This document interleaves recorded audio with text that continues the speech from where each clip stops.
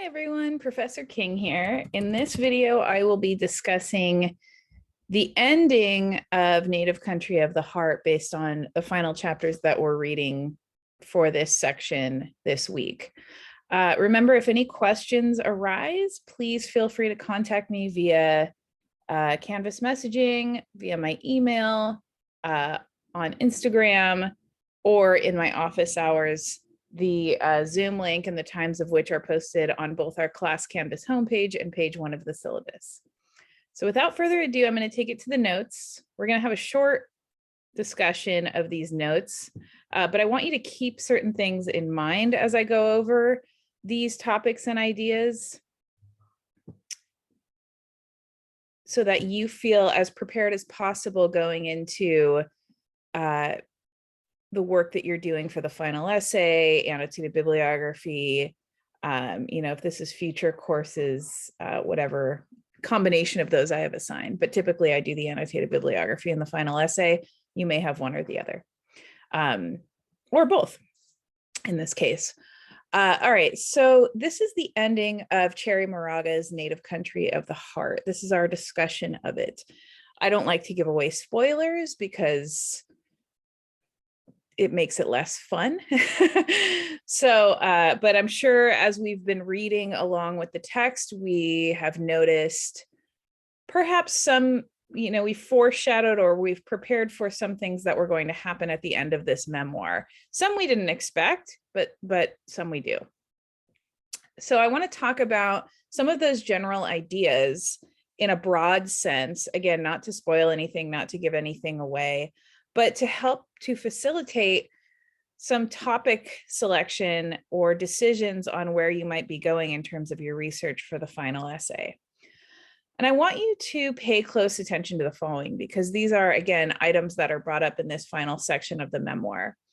What writers tend to do when they're closing up a short story, a novel, a memoir, what have you, is they'll often drive home a lot of the points that they've been touching on throughout the text. And there is no exception here, right? A lot of these items that Cherry Moraga in the book, Native Country of the Heart, touches upon throughout her mother's life and her life come back kind of, I mean, full circle sounds like too much of a cliche for me to want to say, but I speak in cliches a lot of the time. So I guess I will say they come back full circle. We get a resolution to some of these concepts in a way that may be expected or maybe noteworthy or maybe really meaningful to us. So I want to touch on those here. The first being Vera's struggle with Alzheimer's disease. And specifically in this section, Moraga talks about this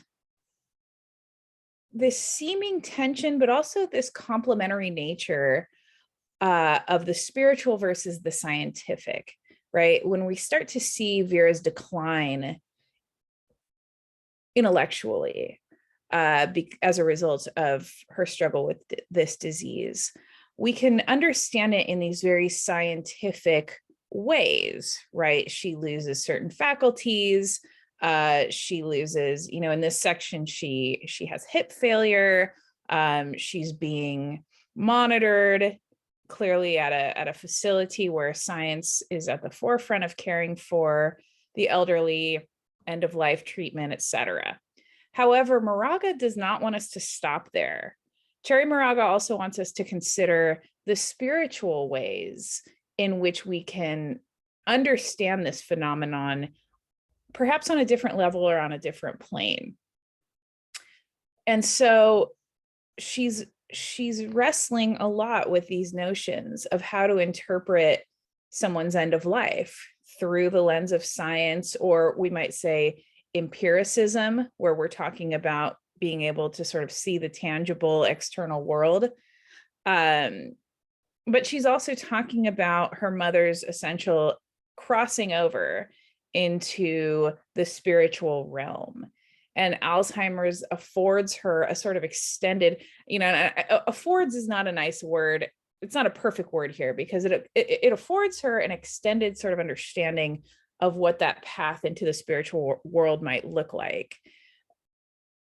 But affords has too much of a positive connotation with it, because as we see, she really struggles deeply and is in a lot of pain in letting her mother go.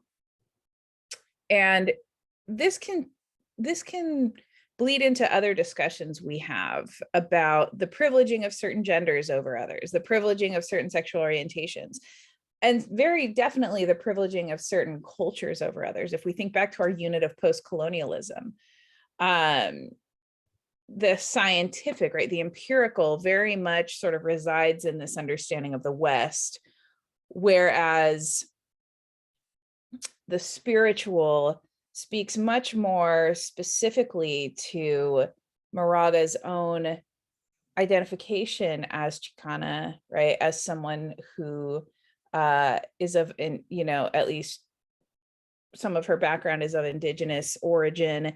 And so it's speaking a lot to these narratives that we don't get to see a lot in the dominant Western culture.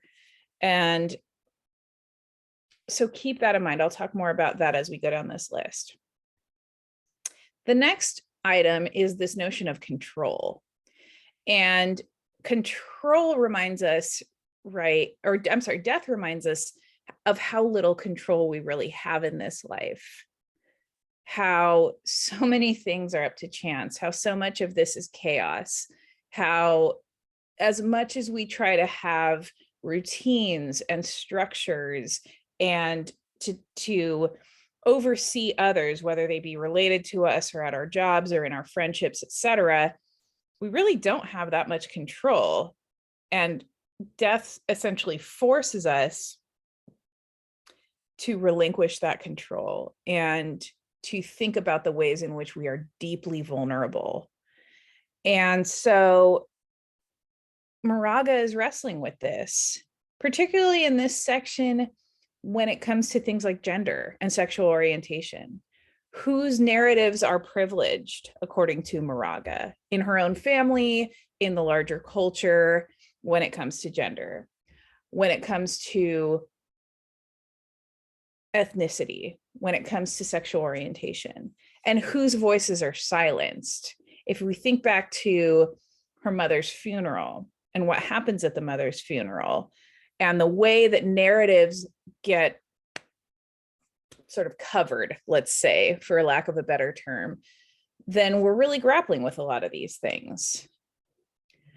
I also want you to consider the change in tone in this section. Think about what we know about Elvira as a person, as this incredibly powerful, complicated, complex, larger than life identity, a person who's experienced so much and yet has also had to compromise so much of her experience. A person who burns brightly, whether that burning be joy or anger or spirituality or what have you. And yet in this section, that tone shifts. We start to feel the change in the shift in tone from someone who has all of this power and all of this burning and all, you know, this lack of containment that they talk about in eulogizing her.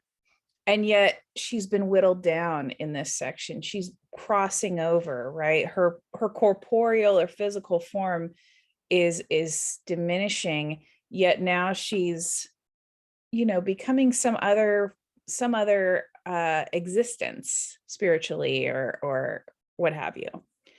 And so pay close attention and be able to describe how the tone changes from the rest of the novel, the rest of the memoir to this section.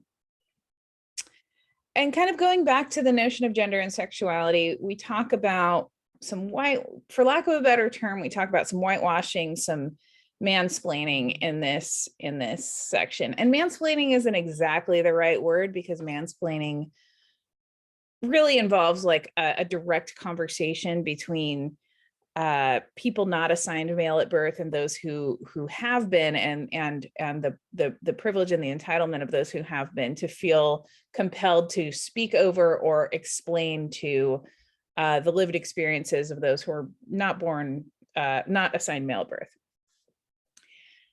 And so it's not exactly the right word, because what we're talking about here is we're talking about Moraga's brother, and how his male voice, his male presence is privileged in these final days, in these final pages, not by Moraga, but in Moraga's perspective, right? From her perspective, how her brother's voice is sort of lifted up when his presence has not really been felt in this family in many ways. So that's why I say mansplaining isn't necessarily the correct word, but it does touch on that idea of like a man's voice sort of drowning out or being listened to more respectedly, or just sort of having more cachet than a woman's in this scenario. So just bear with me on that one. And the whitewashing too, right? The sort of when she looks out into the crowd of her mother's funeral and wondering where the elders are and wondering where the Indigenous presence is, seeing that sort of slip away. And even through, how we've seen it previously in this memoir, through her marriage to a white person, through her settling in neighborhoods that are ethnically mixed, right? So keeping in mind these ideas as well, and how they're again wrapped up at the end. Moraga also speaks directly about the origin and the meaning of the title. She says that, or she writes the title explicitly at the end of one of these chapters. And so think about knowing that, learning that, where that title comes from, the connotations we've placed with that, the denotations, so not only the emotional definitions, but the dictionary definitions of what we ascribe to that, keeping that in mind. And then, as I've mentioned before, for help with your annotated bibliography in your final essay, you're definitely going to want to flip to page 239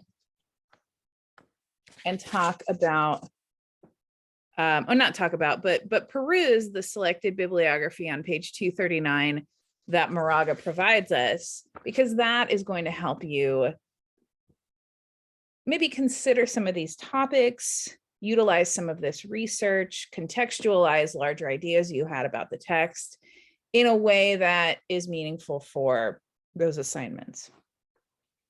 Take it off the share screen now. I hope that was helpful. Again, it wasn't super long, but I don't want to, we're getting to the end of the coursework on this, and I don't want to exhaust anyone, especially with my windbagginess and my excessive over explaining and blathering on and on. So this is pretty short, and I hope this helped. Again, if questions arise, email, Canvas message, Instagram, or my Zoom office hours, or my, if you're watching this at a later date and I'm in person, my in-person office hours. Depends on where we are in the course of the history, I guess I'll say. All right, well, I hope you all have a wonderful rest of your day, evening, week, whatever time of the year it is for you. And I will see you all in cyberspace.